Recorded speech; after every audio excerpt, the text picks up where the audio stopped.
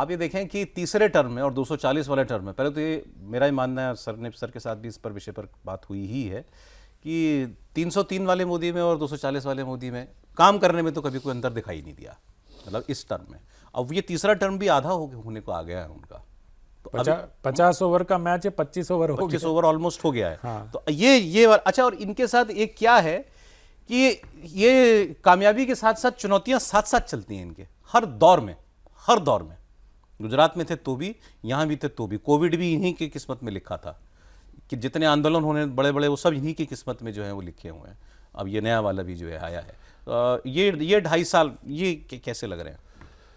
देखिए, असली नेता की पहचान तो चुनौतियों से उबरने में तभी निखर के सामने आता है नेता। अगर चुनौती में डूब गए तो आप तो इतिहास के बियाबान में खो जाएंगे ना। तो नरेंद्र मोदी के साथ अगर चुनौतियां चलती हैं तो वही चुनौतियां इनको निखारती भी हैं। आपने कोविड का नाम लिया। कोविड मानवता के इतिहास में, मैं भारत के इतिहास में नहीं कर रहा, मानवता के इतिहास में एक ऐसी त्रासदी थी जिससे बहुत आसानी से पार नहीं पाया जा सकता था। अभी मैंने एक किताब पढ़ी, वैक्सीन वॉर करके एक किताब आई है। किस प्रकार से वैक्सीन पहुंचाया गया और उसका जो लॉजिस्टिक मैनेज किया गया, वो क्या असाधारण है, वो बिल्कुल असाधारण है। अब तो वो प्रचलन इनकी सरकार में नहीं है कि स्वयं को भारत रत्न दे देना चाहिए। नहीं तो सिर्फ उसके लॉजिस्टिक को मेंटेन करने में और देश की जनता तक वैक्सीन पहुंचाने के लिए नरेंद्र मोदी को भारत रत्न दे दिया जाना चाहिए।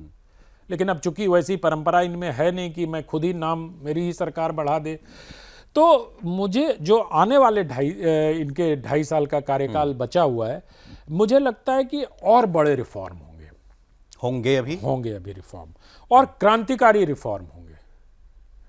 मुझे ऐसा अनुमान है, क्योंकि नरेंद्र मोदी के पास एक व्यक्ति ऐसा है जो क्रियान्वयन को बेहतर तरीके से करता है। आप समझ गए, मैं अमित शाह जी का नाम ले रहा हूं। तो मुझे लगता है कि जो रिफॉर्म और जिस प्रकार से तैयारी की जा रही है, और वो रिफॉर्म लॉन्ग टर्म होंगे। ये 29 के चुनाव को ध्यान में रख के कुछ नहीं होगा, वो 29 से 34 को ध्यान में रख के होगा कि 34 में अगर कोई इनका सक्सेसर आता है तो उनको विरासत में क्या मिलेगा।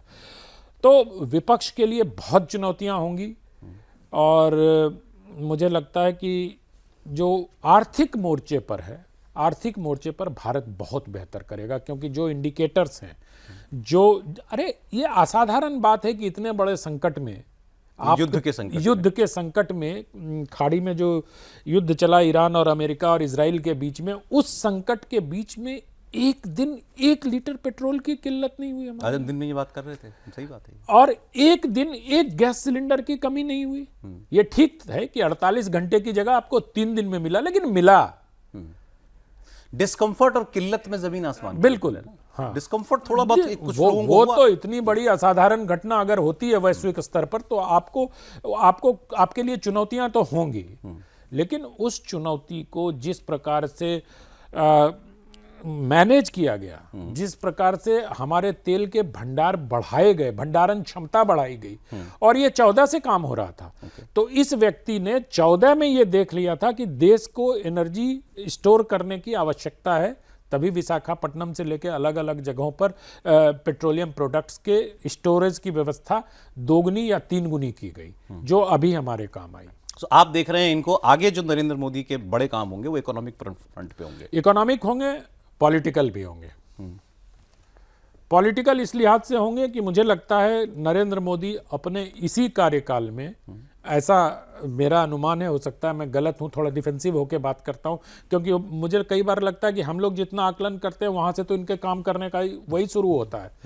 तो मुझे लगता है कि ये डिलिमिटेशन और महिला आरक्षण वाला जो है तो ये इनके कार्यकाल में होके रहेगा, और 29 का चुनाव जो होगा वो लोकसभा में 850 सीटों पे होगा, और तब दूसरे राजनीतिक दलों के जो अब विरोध करते रहेंगे उनके सामने बड़ी चुनौती होगी, क्योंकि भारतीय जनता पार्टी ने तो 29 की तैयारी करके अपने कैंडिडेट्स भी लोकसभा के हिसाब से चुनने शुरू कर दिए होंगे, ऐसा मैं कह रहा हूं, जो इनके काम करने का तरीका है। तो वो ये तो एक बड़ी चुनौती होगी, और ये बड़ा राजनीतिक चेंज होगा।